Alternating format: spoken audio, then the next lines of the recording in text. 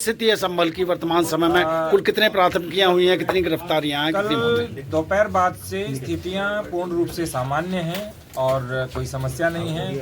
रात को 2:30 बजे भी हमारे द्वारा गश्त की गई थी, पूरी टीम ऑन ग्राउंड है, तो किसी प्रकार की कोई समस्या अभी नहीं। यार ये मोबाइल वाला नहीं मान रहा भाई। क्या और भी अभी धरपकड़ की जा रही है? छापेमारी कर लो यार, कितने लोगों को और 21 लोगों के अलावा डिटेनिंग किया जा रहा है? कल हमारे यहाँ जो डीआईओ हैं उनके माध्यम से कुछ फुटेज भी जारी किए गए, जो यहाँ के जो मानिंद लोग थे उनके माध्यम से दिए गए। कुछ ड्रोन की फोटोग्राफी है और कुछ कैमरा की फोटोग्राफी जो हमारे द्वारा ली गई थी वो भी जारी किए गए थे। उसमें आप स्पष्ट देख सकते हैं कि सैकड़ों की संख्या में हैं जो बलवाई हैं, दंगाई हैं, उन सभी को आइडेंटिफाई किया जा रहा है और 100% लोगों को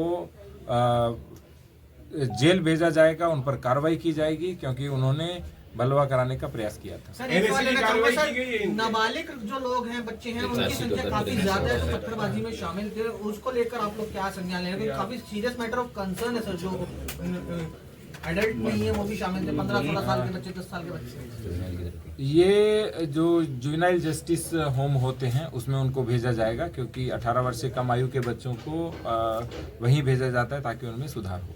सर, क्या ऐसी भी आशंका थी आप लोगों को कि ये जो बलवाई थे ये भीड़ हिंदू एरिया में भी जा सकती थी, इसलिए आप लोगों ने पूरा घेर लिया था? 19 नवंबर को सब शांतिपूर्ण तरीके से संपन्न हुआ। उसके बाद जुम्मे की नमाज के दिन भी हमारी पुलिस व्यवस्था थी, इतनी ही शांति से संपन्न हुआ। और मैं कहूँगा कि कल भी 10 बजे तक पूर्ण शांति थी। हल्की पत्थरबाजी थी, हल्का बल प्रयोग था, सब कुछ हो चुका था।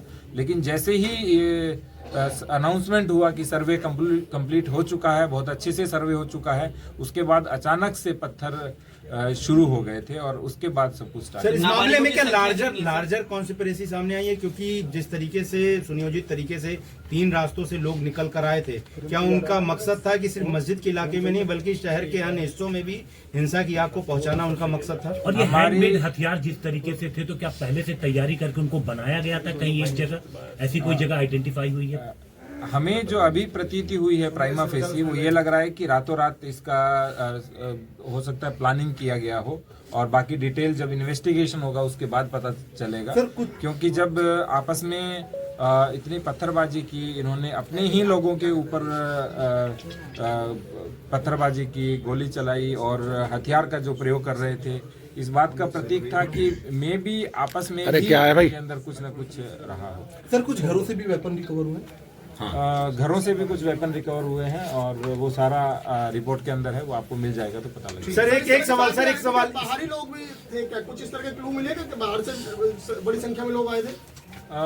बहुत बाहर से तो मैं नहीं कहूंगा, लेकिन 10-15 किलोमीटर के एरिया से लोगों को बुलाया गया था। बाहरियों पर भी पाबंदी है पूरी? अगर आप नंबर बता पाए जो डिटेन किए हैं।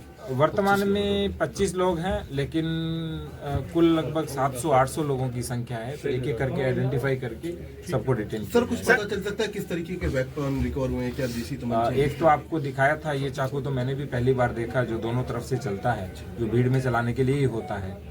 और उसके अतिरिक्त कुछ तमंचे भी बरामद हुए हैं और बाकी जो भी चीज होगी इन्वेस्टिगेशन के बाद आपको डिटेल से सर, एक सवाल क्रिमिनल कॉन्स्पिरेसी को लेकर बात करना चाहूंगा, क्योंकि यहाँ पर एक सांसद हैं और एक दूसरे सपा सांसद के बेटे हैं, तो क्या इन दोनों ने आपस में मिलकर किया है या इन दोनों ने अलग अलग जो है भीड़ को उकसाया? FIR हो चुकी है और इन्वेस्टिगेशन के बाद जो भी डिटेल आएगा उसके अनुसार उन पर कार्रवाई की। क्या इन दोनों लोगों के आपस में भी ऐसी बात है कि मस्जिद पे ज्यादा कब्जा मेरा हो, तो डोमिनेंस को लेकर इन दोनों में डोमिनेंस को लेकर इन्होंने लोगों को भड़काया? जो इन्वेस्टिगेशन होगा वो इन्वेस्टिगेशन का विषय है, हम प्राइमा फेसी नहीं कह पाएंगे, अभी हम केवल FIR की है। ठीक है सर, थैंक यू।